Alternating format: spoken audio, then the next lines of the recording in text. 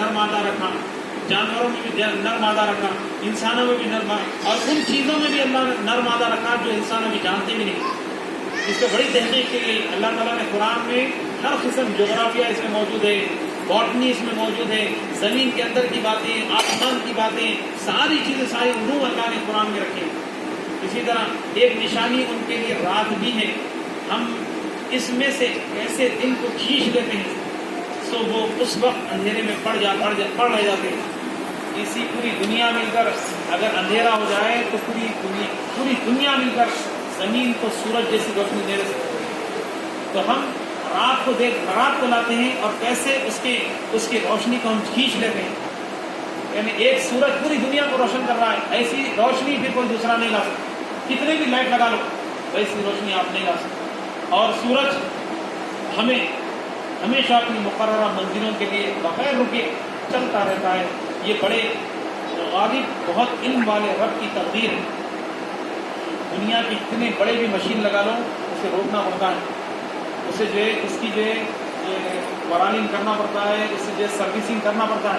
لیکن سورج جب سے زمین پیدا کی گئی، سورج کو پیدا کیا گیا، ایک سیکنڈ کے لیے نہیں رکا، برابر ڈیوٹی نبھا رہا ہے، برابر ڈیوٹی کر رہا ہے۔ اللہ تبارک و تعالیٰ یعنی ابر ضرور لایا ہے، لیکن یہ سسٹم پورا سولار سسٹم جانتے ہیں کہ اس کے ذریعے سیارے گھوم رہے ہیں، مرکیوری، پلانٹ، یہ سارے پلانٹ اس کی طرح تحت گھوم رہے ہیں۔ اللہ نے سورج کو مقرر کر دیا، اس کے اپنے راستے ہیں، وہ چل رہا ہے، اور یہ بڑے غالب، بہت علم والے رب کی تقدیر ہے۔ اور ہم نے چاند کی حرکت و گردش کی بھی منزلیں مقرر کر رکھی ہے، یہاں تک کہ اس کا اہل زمین کو دکھائی دینا گھٹتے گھٹتے کھجور کی پرانی ٹہنی کی طرح ہو جاتا ہے۔ یعنی اللہ تعالیٰ مثال دے رہا، چاند کیسے گھٹتا ہے، نجوم چاند کا بھی علم بتلا دیا گیا، سورج کا علم بھی بتلا دیا گیا کہ یہ چاند سے بھی جو تم وقت کا مقرر تعین کرتے ہو۔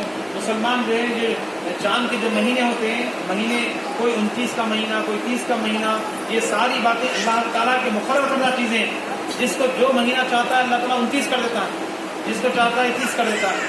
نہ سورج کی مجال ہے کہ وہ اپنا مدار چھوڑ کر چاند کو جا پکڑے، اور نہ رات ہی دن سے پہلے نمودار ہو سکتی ہے، اور سب ستارے سیارے اپنے اپنے مدار میں حرکت پذیر ہیں۔ جتنے پلانٹس ہیں سب چل رہے ہیں، سسٹم چل رہا ہے۔ اللہ ایک نظام اللہ نے ترتیب دے دیا، نظام سیٹ کر کے رکھ دیا اللہ تعالیٰ، وہ نظام چل رہا ہے۔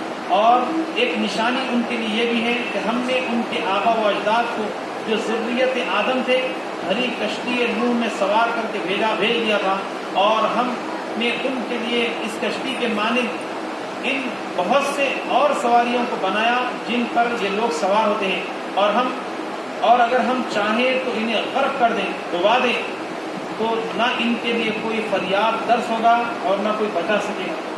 یعنی پورے سمندر میں کشتی جا رہی، چاہے تو ہم اسے غرق کر دیں، کوئی بچانے والا نہیں ہوگا، چاہے تو ہم اسے پار کرا دیں، سوائے ہماری رحمت کے، اور یہ ایک مقررہ وقت تک فائدہ اٹھاتے رہیں گے۔